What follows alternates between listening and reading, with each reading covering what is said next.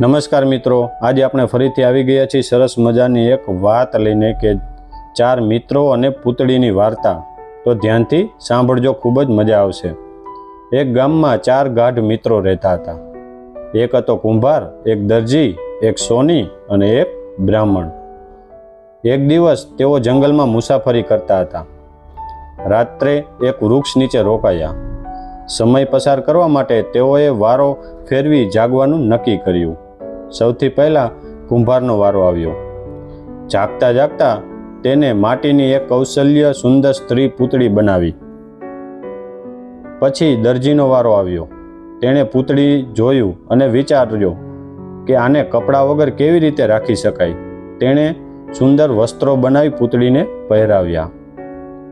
પછી વારો આવ્યો સોનીનો। ત્યારબાદ સોનીનો વારો આવ્યો। તેણે કહ્યું, આટલી સુંદર સ્ત્રી ઘરેણા વગર હોવી ન જોઈએ। તેણે સોના ચાંદીના સુંદર આભૂષણો બનાવ્યા અને પહેરાવ્યા। પછી વારો આવ્યો બ્રાહ્મણનો। છેલ્લે બ્રાહ્મણનો વારો આવ્યો। તે મંત્રશાસ્ત્ર જાણતો હતો। તેણે મંત્રોચ્ચાર કરી પૂતળીમાં પ્રાણ પૂર્યા। તરત જ પૂતળી જીવિત થઈ ગઈ અને સુંદર બની ગઈ। સવારે 4 મિત્રો યુવતીને જોઈને આશ્ચર્યચકિત થઈ ગયા, પરંતુ પછી ઝઘડો શરૂ થયો। કુંભાર બોલ્યો, મેં તેને બનાવેલી છે એટલે તે મારી પત્ની બનશે।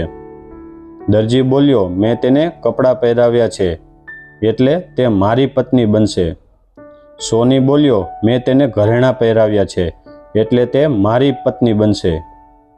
બ્રાહ્મણ બોલ્યો, મેં તેને જીવન આપ્યું છે એટલે તે મારી પત્ની બનશે। વાતનો વિવાદ ગામના બુદ્ધિશાળી પંચ પાસે પહોંચ્યો। પંચે બધાની વાત સાંભળી અને નિર્ણય કર્યો કે કુંભાર તેને બનાવેલી છે એટલે તે તેના માટે પિતા સમાન છે। બ્રાહ્મણે તેને જીવ આપ્યો છે એટલે તે ભગવાન સમાન છે। દરજીએ તેને વસ્ત્ર આપ્યા છે એટલે તે મોટા ભાઈ સમાન છે। અને સોનીએ તેને ઘરેણાં પહેરાવ્યા છે।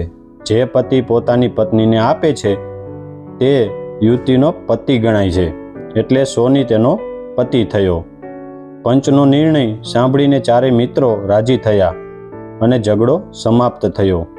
દરેક વ્યક્તિનું યોગદાન મહત્વનું હોય છે, પરંતુ સંબોધન મૂલ્યાંક સમજદારી અને તર્કથી કરવું જોઈએ। તો મિત્રો, તમને આ સ્ટોરી કેવી લાગી કોમેન્ટ કરીને તમારો અભિપ્રાય જરૂરથી આપજો। અને જો તમે અમારી ચેનલમાં નવા છો તો અમારી ચેનલને સબસ્ક્રાઈબ કરી દેજો, બેલ આઇકન દબાવી દેજો, જેથી કરીને અમે અવનવી સ્ટોરી અપલોડ કરી તો તેની લિંક તમને મળતી રહે। તો હવે મળીશું આપણે નવા ટોપિકની સાથે, નવી સ્ટોરીની સાથે। તો આજે આપણે રજા લઈએ। ધન્યવાદ।